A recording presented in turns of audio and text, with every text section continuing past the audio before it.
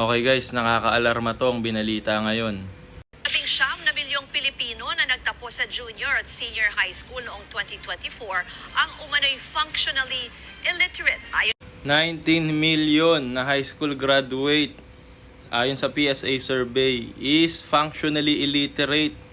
Sa mga hindi nakakaalam, kapag sinabing functionally illiterate, ibig sabihin, hirap magbasa, magsulat, umintindi, babagsak comprehension. Pag sinabing comprehension guys, yun yung ability para maintindihan yung context ng isang topic or ng isang basahin. Ulitin ko lang guys, 19 million na high school student. Ngayon maraming nagtataka bakit sobrang big deal ba nito. Guys, isipin nyo maigi to.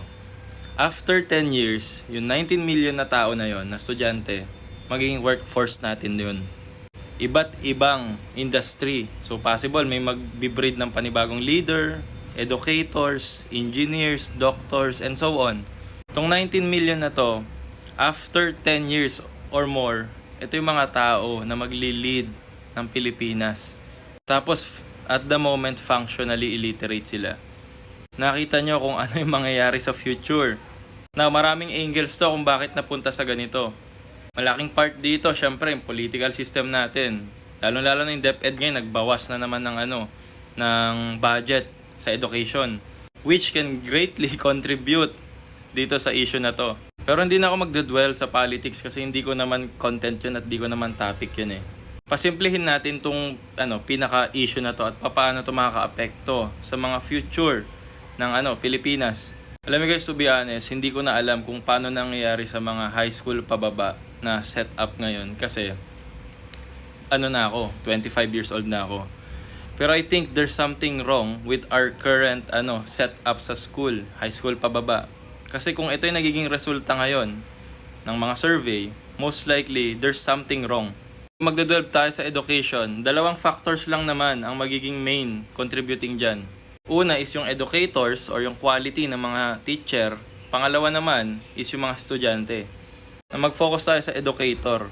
Yung mga educator, depende na lang sa culture, sa work setup, sa facility. Yun yung makaka-apekto sa mga educator. Sa mga students naman, same lang din. Facility, culture. Pero may isang bagay akong gustong erase, which is yung rules sa mga students. Guys, share ko lang. Ako kasi, 1998 ako pinanganak. So, yung way ng pagtuturo sa amin nun is dumaan kami sa mga teacher na stricto. Now, yung pagiging stricto ng mga teacher way back then, masyadong mataas yung standard. Hindi mo makukuha yung mataas na grade. Kailangan mong paghirapan. At hindi basta-basta papasa. Kasi kailangan mo talagang trabahuhin. Nung era namin, nung high school tsaka elementary, mataas yung rate na bumabagsak. Kasi talagang minomold ng mga teacher yung mga estudyante. Hindi sila nagpapasa kasi kailangan nila ipasa kasi may mandate na or rule na kailangan magpasa ka. Kailangan mo talagang trabahuhin para pumasa ka. Ganon ka stricto dati. And when it comes sa confrontation, sobrang taas ng respeto namin sa mga teacher.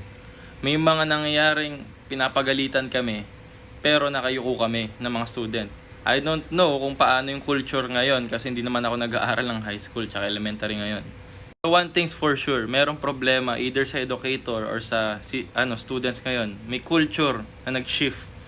Balik tayo dito, bakit sobrang big deal ba nito? Ano bang epekto nito sa future? Isipin nyo na lang, magbe-breed kayo ng mga hindi competent or functionally illiterate na mga leaders sa future. So how come na yung mga magli-lead soon is kayang i-lead yung Pilipinas? So magkakaroon ng question ng qualification.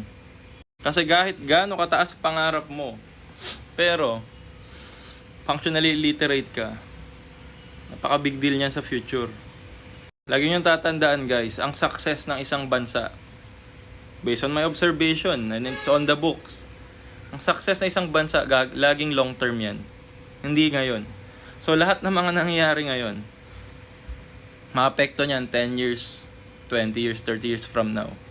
And itong issue na to ngayon, na in-announce or ng survey na ni-report ng PSA, malaking factor yan sa future. And mag-shape yan ng Pilipinas when the time comes.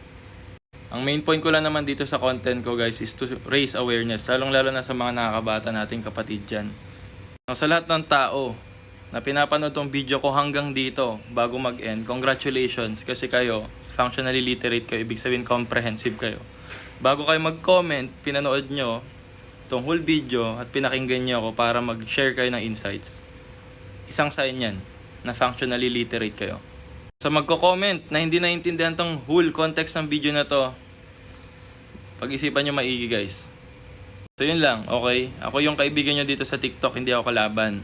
Okay, ang goal ko is maging okay lahat at improve nyo yung sarili nyo. So yun lang, peace.